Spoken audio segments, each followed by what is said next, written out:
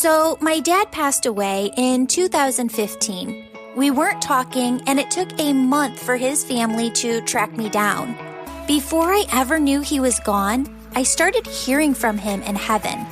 It consumed me. How is communication with the other side even possible? I left my corporate gig, studied with spiritual teachers on every coast, and worked with my angels to figure out the answers. Today, my mission is teaching you how to raise your vibration, shift your thoughts, trust your intuition, develop your unique spiritual gifts, and connect with your loved ones and angels on the other side. Friends, when you have these tools, life really does become heaven on earth.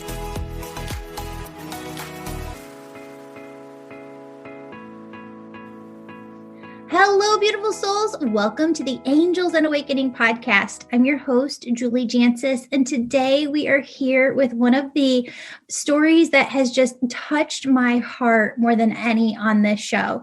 We are here with Madame Salah Ward. Some people know her as the former notorious attorney during the Black Lives Matter who defied the system, or one of the top female slam poets in the world. She's also the self-proclaimed professional troublemaker for the National Organization for Women, the largest women's organization in the world. People that have heard her speak in person know that this wasn't always her story. Before she became Salah Ward, Juris Doctor, she was Carmel the sex worker.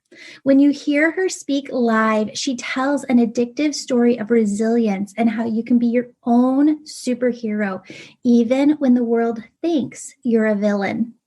People have seen her on TLC's reality TV show, She's in Charge, CNN, C-SPAN, BET, and on the stage of the March for the Women's Live, the largest march in the history of the U.S. for its time. Find out how Salah Ward, Juris Doctor, went from bars to bars, bars to bars, yet no bars can break the unbreakable spirit she has.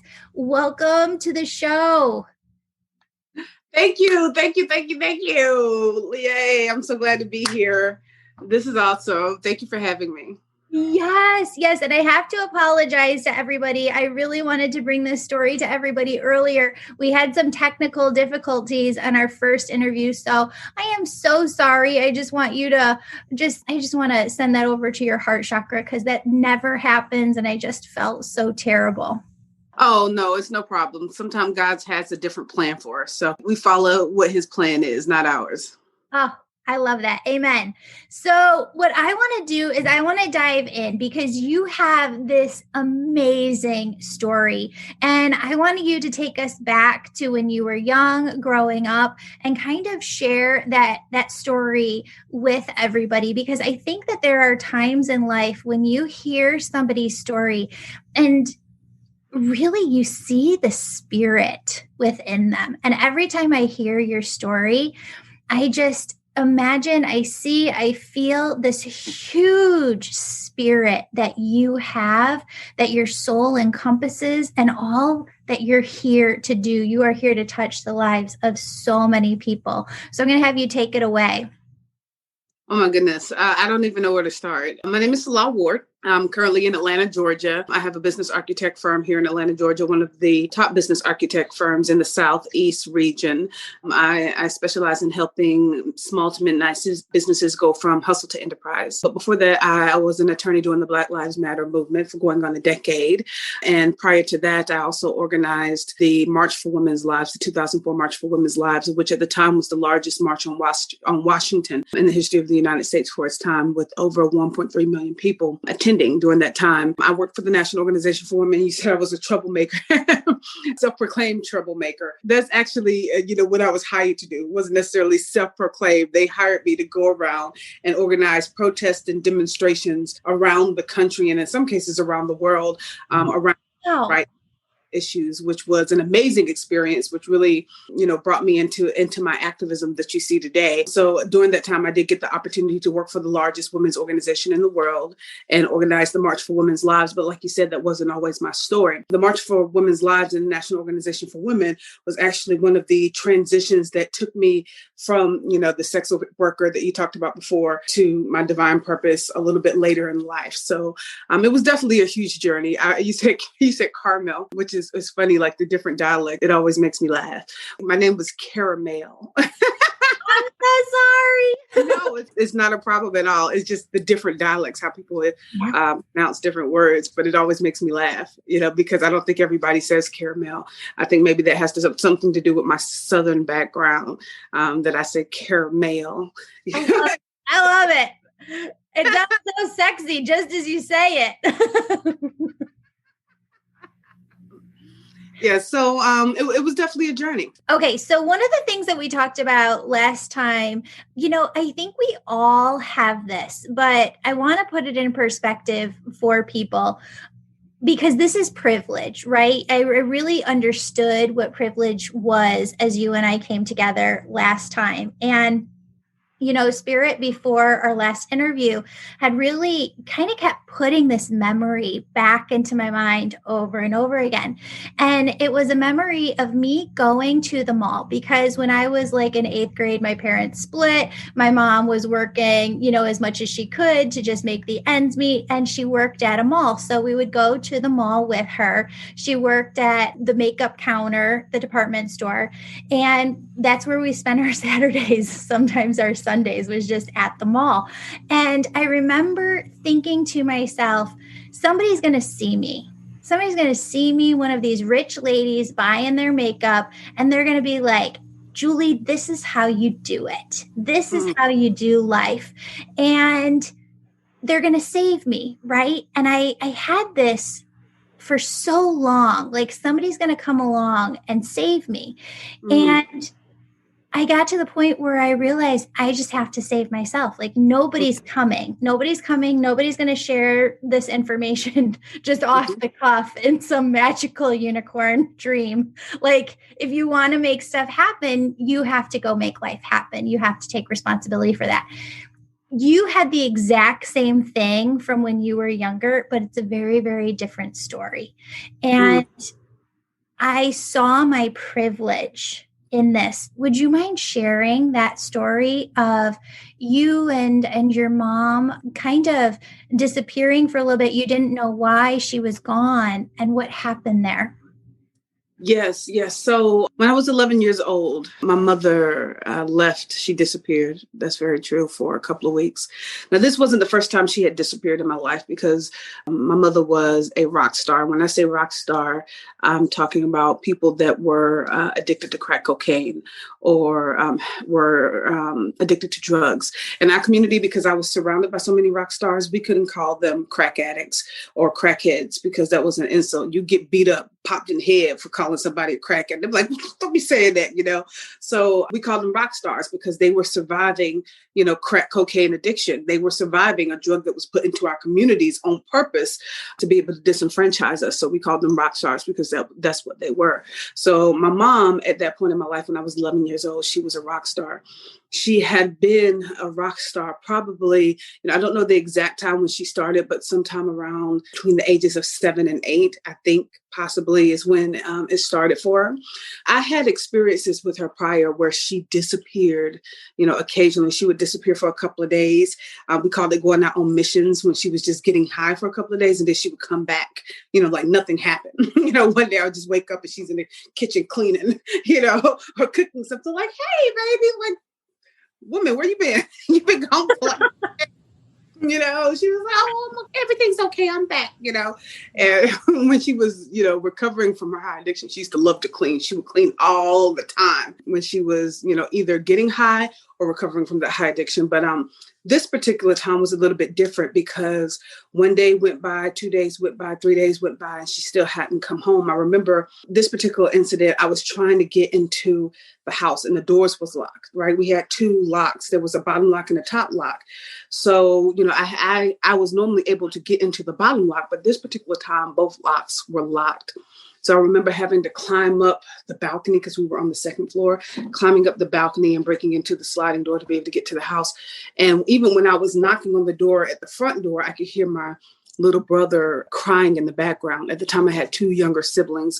One, I believe, was about 4 years old, and the other one was less than 6 months old at the time. And I could hear them crying, but I didn't understand why nobody was answering the door. So I climbed up on the balcony, broke into the sliding door, and I saw that they were there by themselves. One of my brother, the baby, had fallen over the floor, and the other one was out for the count. He was asleep. So, days went by, weeks went by. This was around the Christmas holidays like we are now, and nobody came home. And my grandparents called me and they were like, Salah, what'd you get for Christmas? Because one thing about my mom is that she was always a hustler. She would make sure that even if we didn't have anything else, going on throughout the year, that we had Christmas presents. She would make that happen. And I'll tell you some stories about, some of the people that helped make Christmas happen, in our neighborhood at a later point. And she would always make Christmas happen and make sure that we had something that kind of gave us faith, that there was something that was bigger than us. So this particular time, she didn't have any, we didn't get any Christmas presents. And that was a red flag to my grandmother that something was wrong, that, something, bad had possibly happened. So, they looked around, they called the jails, to find out what was going on with her. And we found out that she was in the hospital because she had been shot. She had been shot in the back in a crack cocaine deal that went bad. And that was when I first realized that my mom, had a serious problem that I didn't really understand. And you talked about rescuing, because at that point, that was the point that kind of changed the trajectory of my life. Because, me and my mom, after that point, when she did come home 2 weeks later, she had been shot. And I remember my cousins, like my family members, didn't want to tell me she was shot because they felt like that would traumatize me. So they were like, oh, she's coming home. She'll be fine. She just had to go take care of some business. And my little cousins, because they had, they talked to their parents, so they overheard their parents. They was like, your mama not coming home. Your mama been shot.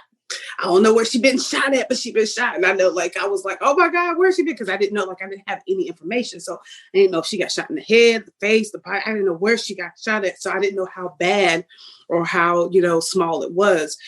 Fortunately, she was able to come home, some weeks later. But when she came home, she looked like a completely different person. I remember she came through the door in a wheelchair and she was so small. She had less than 100 pounds because she had lost so much weight after she had gotten shot, and she couldn't get around. She couldn't move for a couple of years. So I ended up having to move with my grandmother. And during this time, my mom was also dealing with her own self-esteem issues, her own depression. So her crack cocaine addiction got worse, from that point. It caused her to distance herself from me in a way that I hadn't experienced previously. So for years, I tried to connect with my mom, wanting her to love me like she did when I was younger, wanting that connection, with her again, but I could never get it. And missing that connection, it really, I really started to look for other things in the world that I could connect with and that can love me and that can give me worth on top of that. Just being a young Black woman, right? I remember just growing up, everybody in our community, even Black people in our community, were always reminding us that as Black women, that we were the least valuable of society. We were the least valuable of any woman that walked this earth. We weren't exotic. We didn't have long hair. We didn't have light skin. We didn't have light eyes. And on top of that, I was full figured. I was a thick girl at the time. So I had that also, where people were reminding me that your value is not worth anything. So, and I had to go through a lot of therapy and a lot of coaching and a lot of self-love to get to the place where I can even have this conversation and recognize where it came from, which makes it a little bit easier to articulate, but I still have flashes if you want to have conversations about it. But I went through a long time praying and imagining, somebody would come and rescue me, from that mall like you had, rescue me and make my life better and change things or improve my situation or teach me something, or just take me under their arms the way that I wanted my mother to take me under her arms and say, this is how it's supposed to be done. And this will make your life okay. And I will be here to back you up when things go south. And I eventually had to realize that nobody was going to come. There was nobody that was going to rescue me. There was no cavalry that was coming. There was no white horse. There was no picket fence. There was no person that was going to recognize my worth and make it better. So I created my own superhero story. I had to become that superhero that I looked for to come rescue me. That is just such a powerful story. Thank you for sharing that.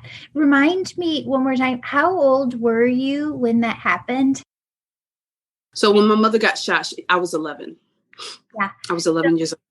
And that just, I so have a perspective of that age right now because my daughter's 9 going on 10. And we look at them sometimes thinking that they're so old, but they're not. They're just babies, right? And just that story of you being an 11-year-old little girl and taking care of your siblings for weeks. I give you just so much credit. I want to talk about your story and how it unfolds more because you go on to be a lawyer and help put on one of the biggest women's marches, one of the biggest marches in history. Tell us about how you got there. Oh my goodness. One of the amazing things that really helped me about growing up with rock stars was their resilience, their ability to not let no really affect them or to change, their direction, not to be discouraged, not to be afraid of that rejection. And there were points in my life where I was very afraid of rejection and I was afraid of no, but everybody around me, all of the rock stars around me, they didn't seem to have that same fear. So if you've ever grown up around any type of rock stars, I used to have uncles and aunts that would come up to me and they'd be like, let me get $5 every time they would come to me. And, we would always initially say no. And they would come back the next day, like, you never told them no yesterday. He'd be like, let me get $5. You'd be like, no. And they come back to you 10 times afterwards saying, let me get $5. You'd be like, Dad, okay, fine. Here, take the $5, right? Get out my face.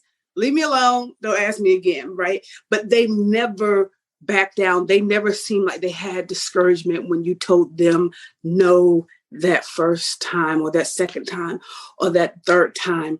And just being able to watch them, and knowing, when you come from a place where you've already been like the rejects of society, that you can only go up, it gives you this resilience that, hey, the worst thing that can happen is somebody could tell you no, it gives you the ability to bounce back from anything that anybody has to say. And that really helped me a lot later on in life as well. Like it helped me a lot later because I had to hear no 999 times and not be discouraged by it. Even when I was trying to become an attorney, they told me no 100 times before they told me yes. It was like, wait a minute, you have a background, you have a criminal history. What's going on with this? What's going on with that? And, if I did not have the resilience that was taught to me by the rock stars in my life, the first time, the second time, even the third time they said no, I would have been like, you know what? That maybe this avenue is not for me and I need to do something else, but because I had resilience, because I knew from an early age not to let no discourage me, and that no only meant that they didn't understand what it was that I was offering them. So let me reframe my offer for you. Let me tell you exactly what it is that I'm offering you, because honestly, obviously you don't understand what it is, right?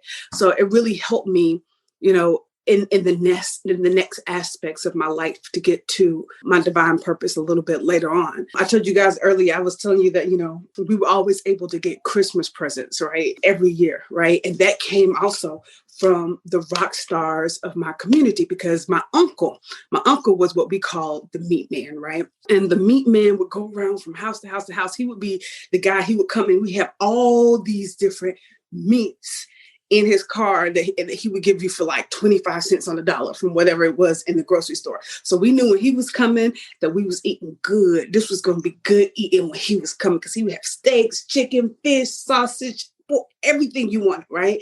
But in addition, like my uncle in particular, he had like this big coat when he came on his coat. He was a skinny man, right? But he looked like he was about 250 pounds when he came, because he had all this stuff in his coat that he was bringing to your house. So when he would come, he would, he's like, hey, I got the meats, what you want to get? We would get the meats that he wanted to buy. But anytime, somebody needed something, he was the person that would go get it. So you could be like, hey, my kids want a bike for Christmas. He'd be like, let me get a couple of days. I'm gonna bring you a bike, Or he'd be like, yeah, my kids trying to get the PS5. What you got?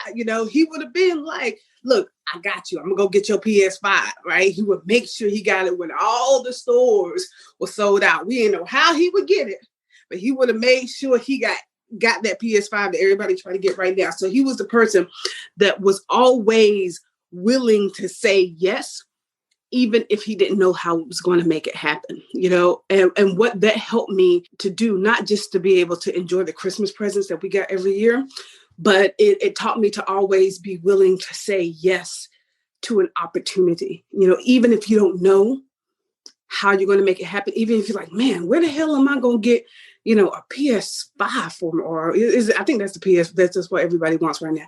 Like, where am I going to get this PS5 from? Like, ain't no stores selling them right now, right? He taught me not to be afraid to say yes to this opportunity, even if you don't know how it's going to make it happen. And I had to use that in several opportunities that I was confronted with later on in my life, like being able to keep that vision helped me to be able to embrace the yes and not to be afraid of the no. So definitely. Can I use this as a moment to point out, because I had a flash too of just understanding privilege here in this as well, and whiteness as well. Can I use this as an opportunity to point something out to the listeners? Absolutely.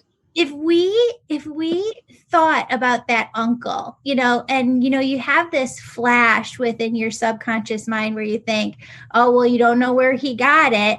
And you kind of go into this negative Nancy within your mind, right? You kind of label him in a way. I was seeing my own whiteness in this because we don't do that. Like, I come from an Italian background, even though my hair is so light and my skin isn't olive like theirs, like my family's. But we grew up watching the Godfather movies, the Sopranos, and you had the same thing. You knew people. Well, our family didn't, but you always knew that within the Italian communities, you knew somebody who was going to have something fall off a truck, right? And you didn't think twice about that. And so I think that there's a good teaching moment, just for everybody right here to say the way that society, and particularly the media, how the media portrays people. Here you have the movie The Sopranos, not movie, TV show that everybody watched and was like, hey, it fell off a truck. And we have to watch the way that we label within our own minds based off of what we're seeing within the media, TV shows, movies, and all of that. I absolutely agree with that. And I think we saw the same situation with the crack cocaine community and their addiction versus cocaine and its addiction and the communities that was in, or crack cocaine and heroin. We would label people that were addicted to crack cocaine as the degenerates, they were lesser than the less, in the community. And they were people that we needed to put into jail, to get away from our families, people that we, felt like were criminals and that could only bring negativity to our environment. But when it came to communities that were not Black, where they had heroin addictions and they had cocaine addictions, we were more focused on rehabbing them and helping them and getting them back to that better place, primarily because they look differently than that community that was addicted to crack cocaine. So definitely, there's been different stigmas and connotations that we put on certain communities simply because of what they look like or where they came from. And we say it's because what they're doing, but when you compare the communities that have similar behaviors, we don't treat them the same. So I definitely agree with that.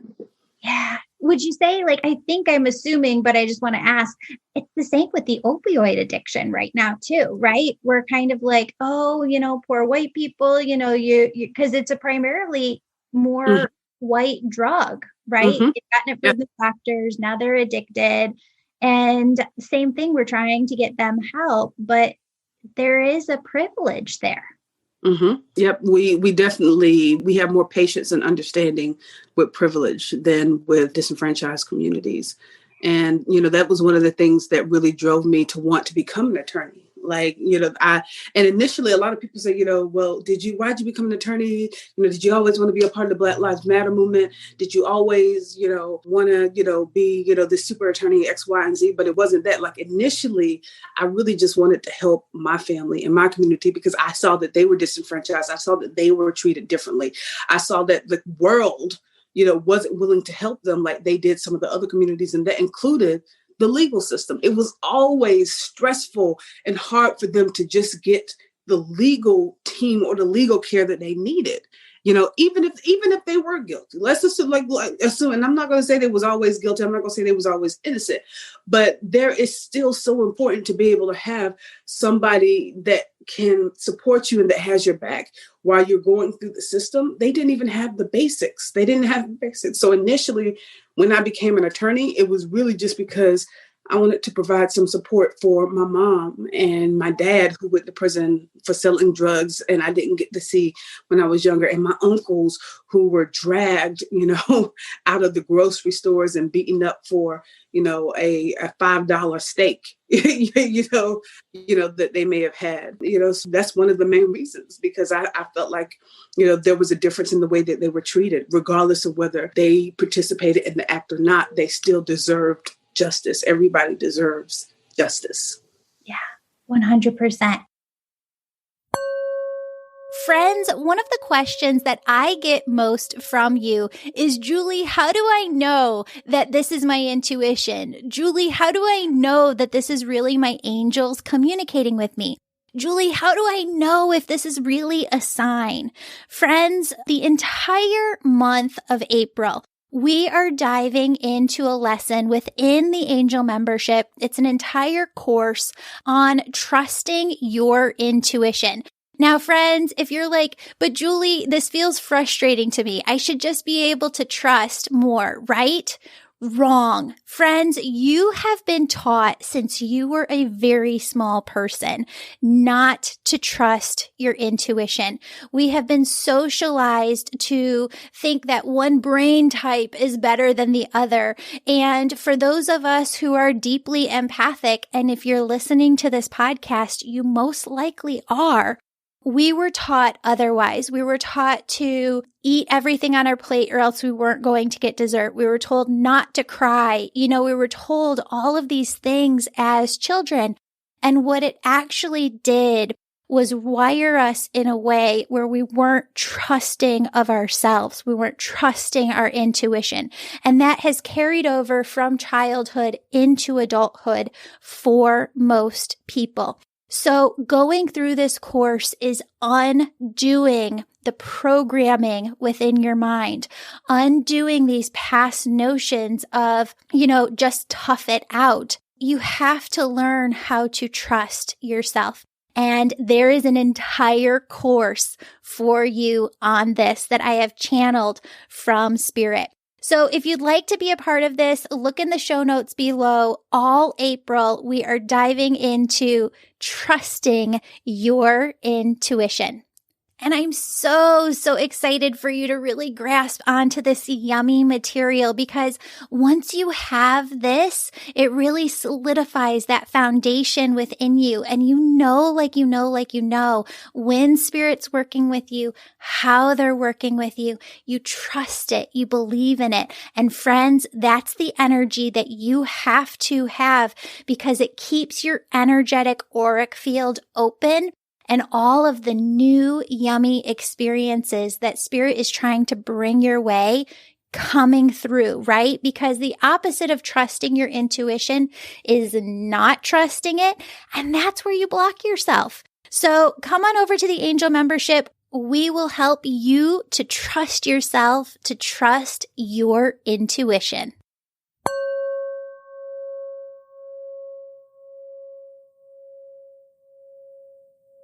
So how did you become a lawyer? You said that you were turned down, a lot. What was the in? How did you get in? I don't know if there was any in. I wanted to become a lawyer ever since I was 8 years old. Like I knew that I wanted to become an attorney. I had the vision even when I was a sex worker. that this point in my life wasn't the end of my story, that this was just the comma in my life. It wasn't the period.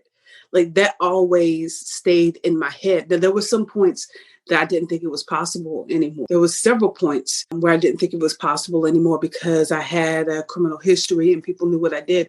And I had an attorney at the time that was taking me through a case that I was handling. And he was like, he says, Salah, you're really too smart to be, in this community. Like, why are you doing this? Like, what's happening? And I told him, I said, I always wanted to be an attorney, but I can't do that anymore because of my history and because of my background. And he was like, Salah, he said, I know attorneys that have gotten away with murder and are still attorneys. He was like, don't let anybody else's label on you determine what you can and cannot do. And that was kind of the click moment in me, like, really? People committed murder? Like, I just was having sex for money, and they committed murder, okay, maybe this is possible. Let me reframe what's going on in my life. That was the moment that opened up my mind and clicked that I had to start reframing things, right? Reframing what my experiences were. Sometimes now, like I say that, my superpower is the ability to reframe, because that's what really changed my perspective on everything in the world, right? Instead of letting things happen to me, I started to have everything happen for me and reframe the experiences that I was going through. That was the click moment that told me that it was possible. Even after that, I still, worked in the industry to some degree. There was a moment where I do remember being with a client, and I was so disgusted and grossed out at that particular moment that I was like, I'm either going to kill myself or I'm going to become an attorney. Like, I cannot do this anymore. I think that talking to my attorney was the moment that told me that it was possible. And then having that particular last experience with that client where, it was just, I was grossed out by some of the stuff that was happening. That gave me the push, like, okay, now I got to do it now. All right, this is when it has to happen now. So there was no in that I got where they was like, okay, I'm going to teach you this and I'm going to hook you up and this is how you're going to become an attorney. It was literally not letting it get to me when they kept telling the world how bad of a person I was. This person shouldn't be an attorney because she got this history, she got that history, she did this, she did that. And I had already heard it before. I was used to it. I heard it ever since I was 12 years old. So it was nothing that this attorney that was sitting in his high rise was going to be able to tell me that I hadn't heard from 100 people already, right? So it didn't affect me as much as it would have affected somebody else. So it was really just being able to keep pushing forward, like every time they said something negative, I'm like, okay, yeah, that's true, but I still can help people in law, well, but you did this. Yes, that's true. I did that, but I still can help people in law. And that's what I want to do. Yeah, but you did this. I know. Yep, I did. That's what I did. All right. That's me, Caramel. Hey, I did it, but I still can help people in law, So just coming back regularly, and not giving up and saying, hey, this is what I have to offer to the world. This is why the world needs it. And this is why nobody can do this the way that I can. Oh, I love that. And the way that you describe it too is exactly the way that Spirit talks about the egoic mind. And I don't know if you got to see this movie. It just came out, I think like a day or two ago, the movie Soul, the new Disney movie. I've not seen it yet. I was like, there's a movie called Soul. What's going on? Haven't seen it. I'm going to have to check it out today. I know, because as we're recording this, it is December 28th, 2020. It's so wild, okay? Because there's this one scene where this guy's soul is trying to work with this baby soul that has not incarnated into a body yet. And what happens is they call them lost souls if they're not following their path, if they're not living, right? And so he goes into they become like these. I don't like the color aspect, I will say that, of soul, because they do. And we're trying to correct that on this podcast of saying like light versus dark, good versus evil type of thing. But he goes in and you really see this really great example of the egoic mind and just how much it can try and batter you down, because those voices that other people tell you become part of your repetitive subconscious thoughts. So if you were to have attached to what those people were saying and allowed it to stop you. It's almost like a record player. That track of them talking would play over and over again within your mind. And you did I love the way that you were talking about, no, no, no, no. Like that's what you have to keep saying to yourself within yourself over and over again to stop that record player from continuing to spin within you. Mm-hmm. Absolutely. I had to develop tools over time, and I'm still developing the tools. Like I said, it's a lifetime process. But even that, like I have a sticky note right here, like that I keep up here, to remind me, not to listen to these voices. Like, and then when I say voices, y'all don't think I'm schizophrenic or anything like that. But everybody has that little voice that's talking over here saying, they're not going to laugh at you, that type of thing. Or you're fat, that she's not going to love you. He's not going to like you. They're not going to respect you. They're going to think you a hoe. They're going to call you a hooker. They're going to call you a criminal. You got that stuff that's going on in your head, that I have to constantly remind myself. Like one of the things I had, like even with this office, I had to, when I designed my office initially, like because I was in lawyer mode, I was like, no, I want all the wood frame and I want to do this too. I want to have bookshelves over here and I want to have a big wood office, to remind myself of my accomplishment. And I'm going to put my degree in the background, so everybody has to call me Juris Doctor. I was like, initially I was going to do all that. I was like, wait a minute. No, I need to be motivated to get to where I need to get. So I'm going to put affirmations around everywhere. So everywhere I have like different affirmations all around the room. You can't see here. So I have, she believed she could. So she did. I believed I could, even when they told me I could. So I did, I have dreams don't work until you do. Every mistake you make is progress. Follow one course into successful. That one I have to follow that one all the time because it's entrepreneurs and business owners. Right here, follow one course into successful. You see it? Like as entrepreneurs, we have 1,000 different ideas, that goes on in our head, at any given time. Like, okay, then I'm gonna open this, but then I'm gonna start this, but then I'm gonna work at this. We have this. I have to remind myself, follow one course into successful. It keeps me on track.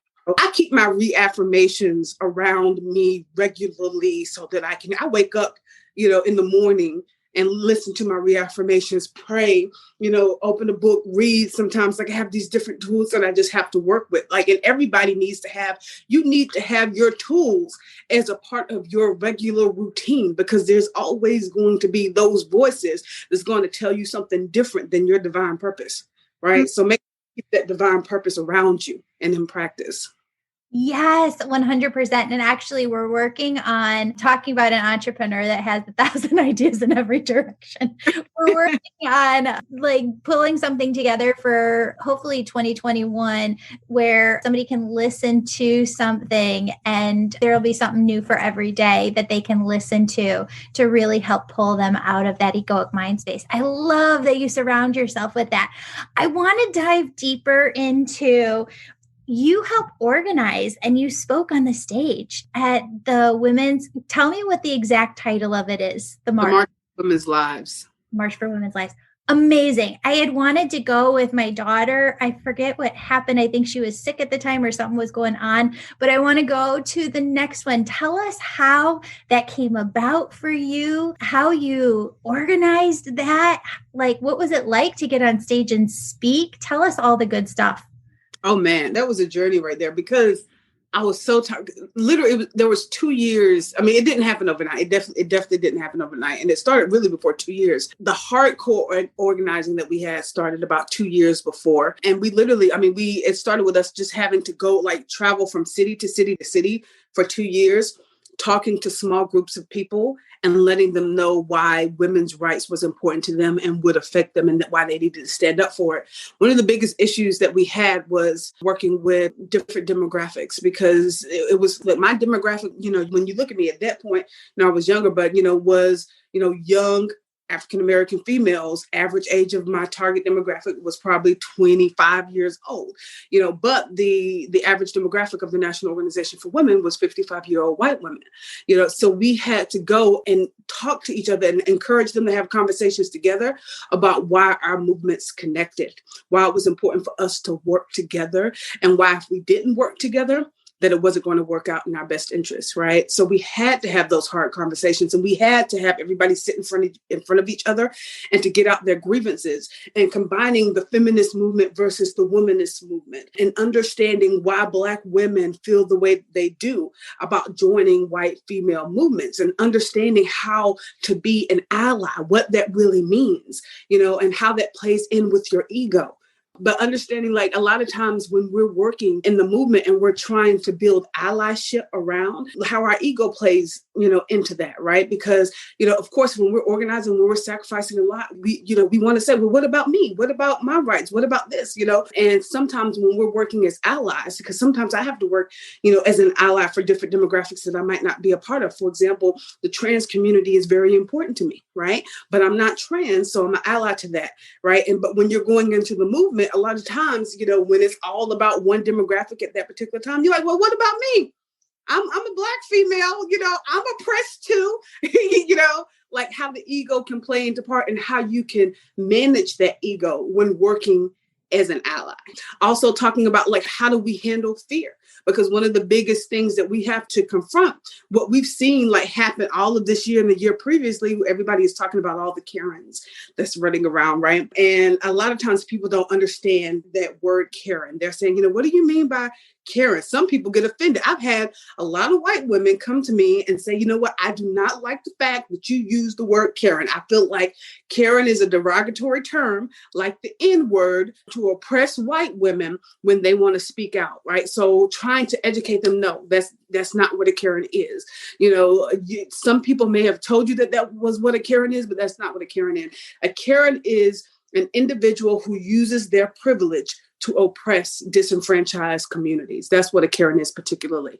So it's not an insult. It's a particular group of people that are oppressing other people. So getting them to understand that, and to understand, like, and what that comes from a lot of times is two places. The first, it comes from fear. There's legitimate times where we're in the world and we are afraid and we're like, I don't know what to do. So all I know what to do is to call the police. I'd rather just call the police, and get them involved so that I don't have to put myself in danger. So how do we confront this very real fear that a lot of communities have, right? That can turn into oppression, being able to address that up front. So we had to have these hard conversations. We went around the world organizing small communities initially. Like, it started out where, we would go to communities where only 5 people would show up, and we had to talk to them like we was talking to 5,000 people.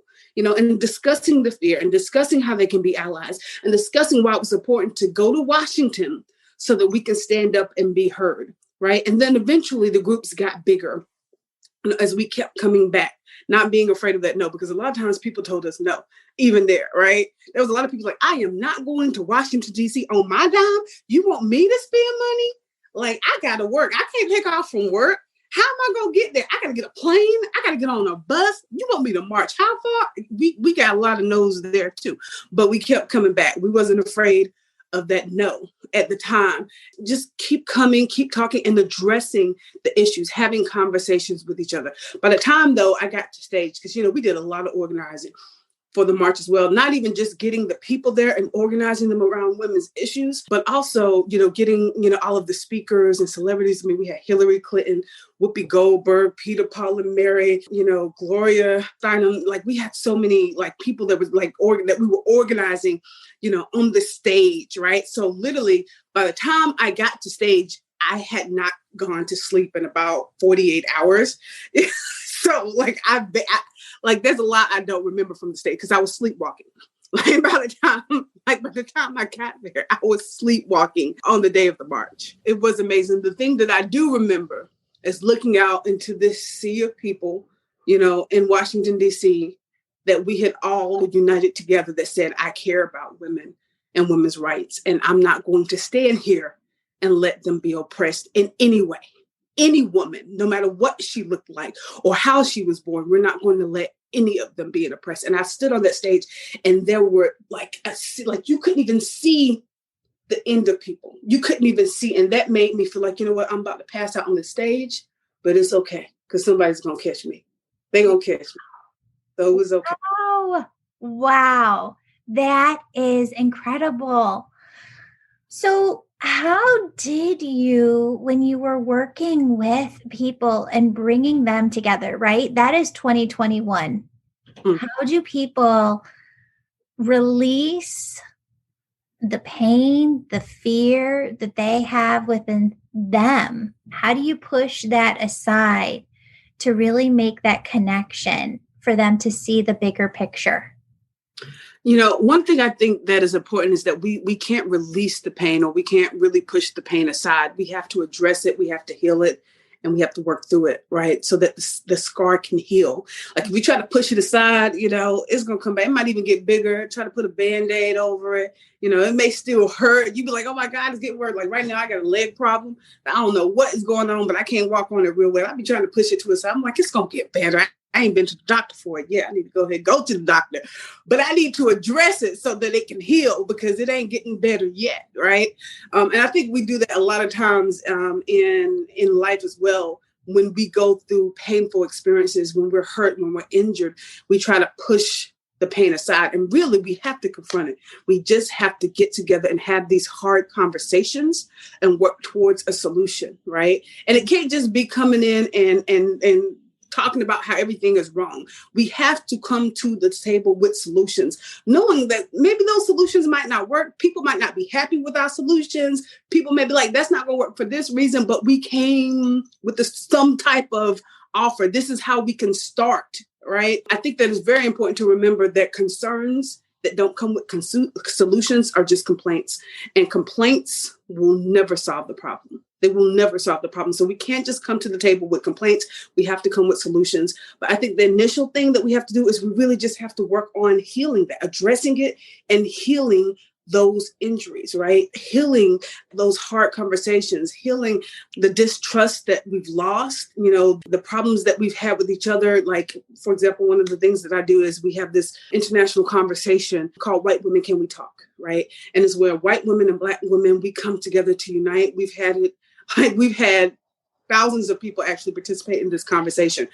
I think the first conversation that we had over 5,000 people attend at the first conversation. And I think the second one, we had over 10,000 people attend, and we do it in different cities around the state. The initial one is the live version, and then we actually come in person. We were recently invited to Nigeria and London and which is going to take it internationally. So I'm really excited about that. But that's a space where we just come and we have these hard conversations, and we ask the hard questions so that we can get to the healing, so that after we get to the healing, we can get to making a better place, right? We can get to working together. Okay, we addressed it, we healed, now we can work on the solution, right? That's the amazing thing about it. That's what I'm really excited about. And I think that's the first step, is to get to the healing, not necessarily to push the wounds aside or get past them, but to heal from them, address them and heal, and then we can work through them.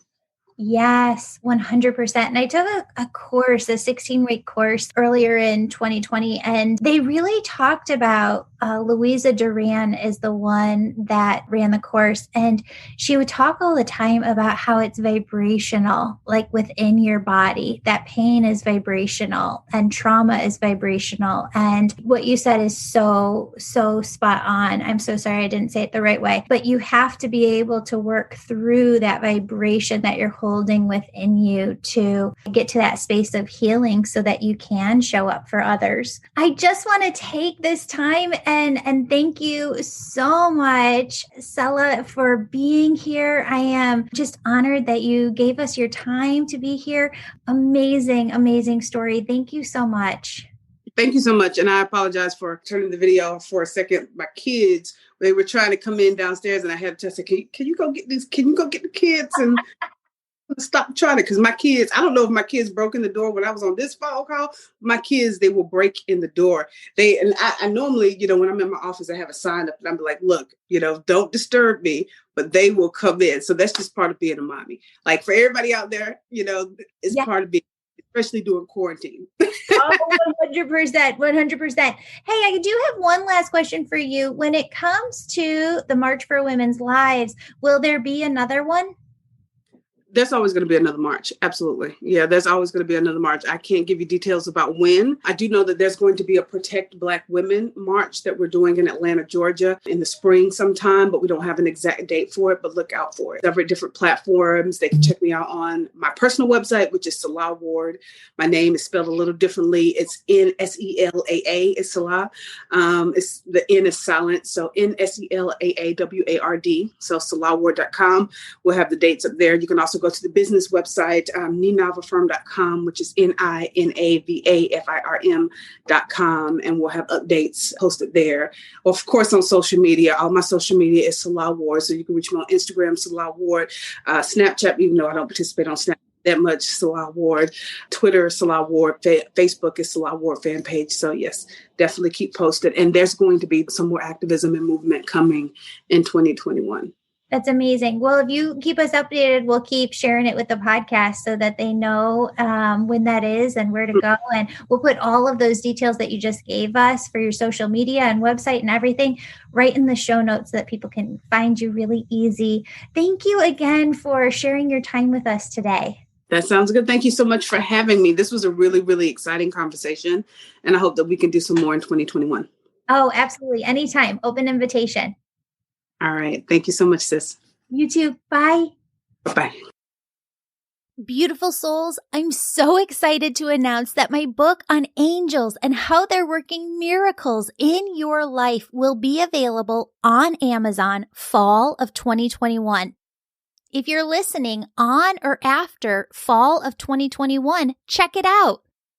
Friends, if you'd like to work with me each week, my Angel membership program is perfect for you. You can join at any time and you get access to past courses. In 2021, I'll be teaching you about a new topic each month. We started the year in February with a course on oneness and raising your vibration. March is angel communication, how to hear your angels.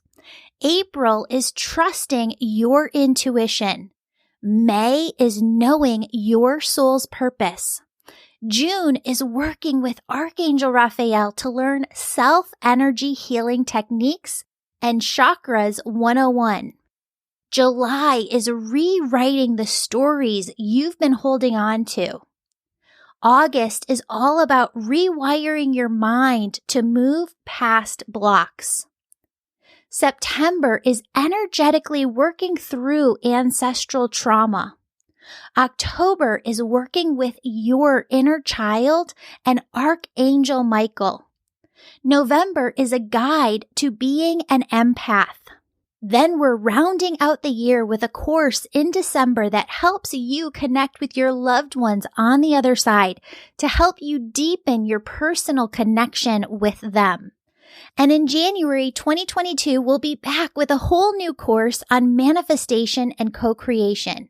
You get all of this live group access to me, 2 new pre-recorded Reiki healings, and advance notice to book a session with me when you're an Angel member. Sign up for the Angel membership anytime. If you're listening in 2022, please know that we're planning to add new content each month. For details and to sign up, view the show notes below. Friends, the only thing that's not included in the Angel membership right now is the Angel Reiki School, where you learn to develop your unique spiritual gifts. Whereas the Angel membership is about your awakening journey and your personal spiritual growth. The Angel Reiki School, on the other hand, certifies you as an Angel Reiki Master Teacher and teaches you the art of energy healing and bringing through messages for your clients. Friends, if you're feeling called to the Angel Reiki School, it's because the souls you're here to help on earth, well, their omnipresent piece of them, their higher selves on the other side, that's what's behind you, pushing you, fueling you to become who you're meant to be. Because when you do, they know your work will shift the trajectory of their life here. That's what I mean when I say you have big, big purpose in this lifetime. A new class of the Angel Reiki School starts on the 1st of each month. Speaking of the Angel Reiki School, we're going to need about 800 volunteers this year. We select volunteers from people who've written a 5-star positive review and emailed us a copy. That way, we have a way of contacting you for your free volunteer session. Many of you have asked if I'm still booking sessions, and the answer to that is yes. I love my sessions with you. We have a new system where we send out an email once a month with a link to my calendar for you to book online. It's really easy. All you have to do is sign up to be on my email list on my website, theangelmedium.com. I've been spending a ton of time going live with you on Instagram, TikTok, and Facebook, and I'm having a blast with it. Join me over on social and our newly launched YouTube channel for tons of new content, teaching videos, and actual video footage of these podcast episodes. Friends, from the bottom of my heart, thank you so much for being part of this community and listening to this show. I truly feel that this is your show and the Angels show, and I just feel so blessed to be a part of it. You're the most supportive community a podcaster could have. I pray for you every day. If you have a special prayer request, you can submit it through my website homepage, and I'll be praying for you personally. Now for the oneness meditation, which is the last 5 minutes of every episode. And as you do this meditation, you'll raise your vibration and the vibration of the planet. Friends, what I want you to do is to just get into a relaxed position. If you are driving, operating machinery, need to concentrate, then this meditation is not for you. But anyone who is able to focus their attention on it, please join me. Friends, I want you to start by taking a deep breath in and a deep breath out.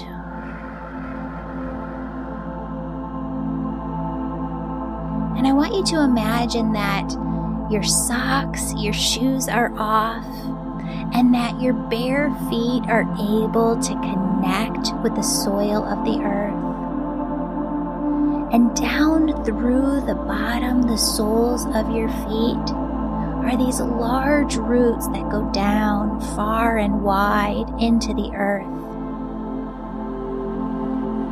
Those roots go down far and wide, anchoring you into the earth as if you were a tree yourself. And up through those roots comes this beautiful, yummy, tingly energy. Begins to tingle at the tip of your toes. I want you to allow this yummy, tingly energy to just dance up over your feet, around your ankles. Feel this yummy, tingly energy as it moves up over your calves, your shins, all the way up to your knees.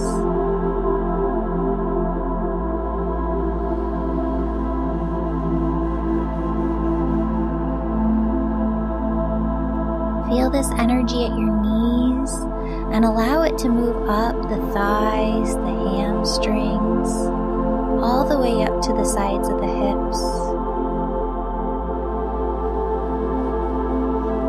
I want you to allow this energy to move from the hips up to the base of your spine, the base of your stomach.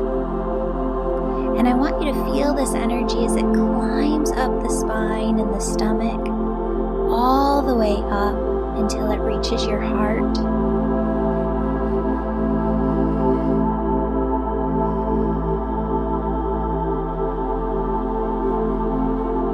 As you feel this yummy, tingly, sparkly energy surrounding the outside of your heart, filling the inside of your heart, notice how your entire body comes into a gentle state of ease.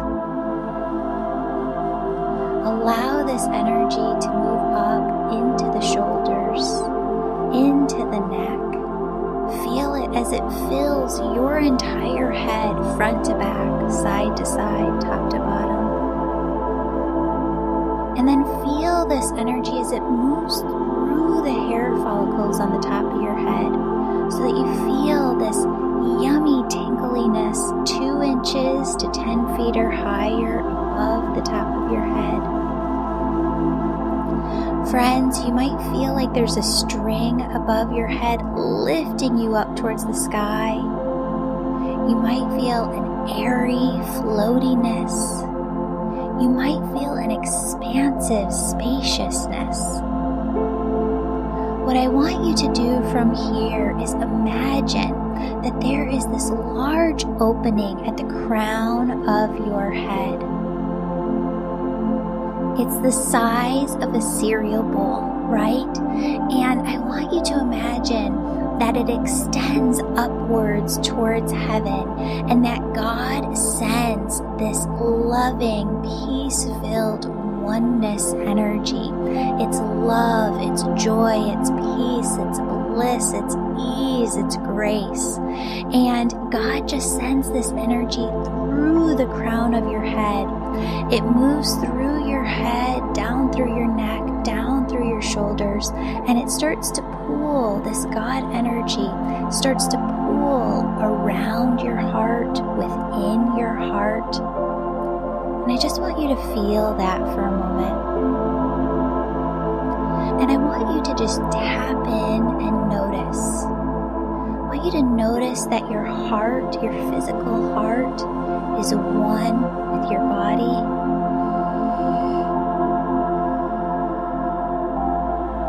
And I want you to notice that your heart and your body are one with the air surrounding you. And I want you to notice that your heart, your body, the air surrounding you are one with all life here on earth. All plants, all people, all animals, all life on earth. And now notice how your heart, body, air surrounding you, all life here on earth are connected to everything, everywhere. Friends, did you notice how your body got more expansive, your energy got more expansive, and you could feel out into your auric field, you could feel out into the energy of the world, into the energy of everything, everywhere. Friends, that is oneness, and you can carry oneness with you in your everyday. I don't want you to stop here. I don't want you to open up your eyes. I want you to continue this meditation and to see that surrounding you are angels.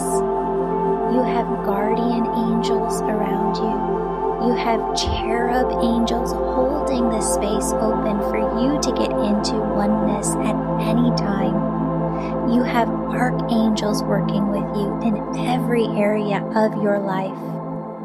You have loved ones on the other side. See them in detail, friends, because you seeing them in detail is the exact same thing as you going to them on the other side, knocking on their door, asking them to spend time with you. They love you so incredibly much. They want to spend time with you. They want to develop that relationship with you. When they're there, you're here. I know it's different, but you can still have that beautiful, incredible relationship. All of these beings, your angels, your guides, your loved ones on the other side, they form your spirit team who's always working to guide you, direct you, protect you. Friends, what I want you to do is just take some time with them right here, right now. What they want you to know is that they are working with you all the time. What they want you to know is that they are sending you signs and symbols to show you that they're next to you. Friends, they ask you to see that they are bringing in gift after gift after gift through your heart chakra to bless your life with miracles. Friends, it's your job to remain open, to believe, and to trust that they are working miracles in your life.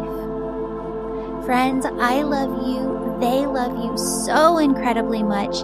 Stay open and know, believe, trust, have faith, know like you know that they are working with you always. See you here next time. Have a blessed day.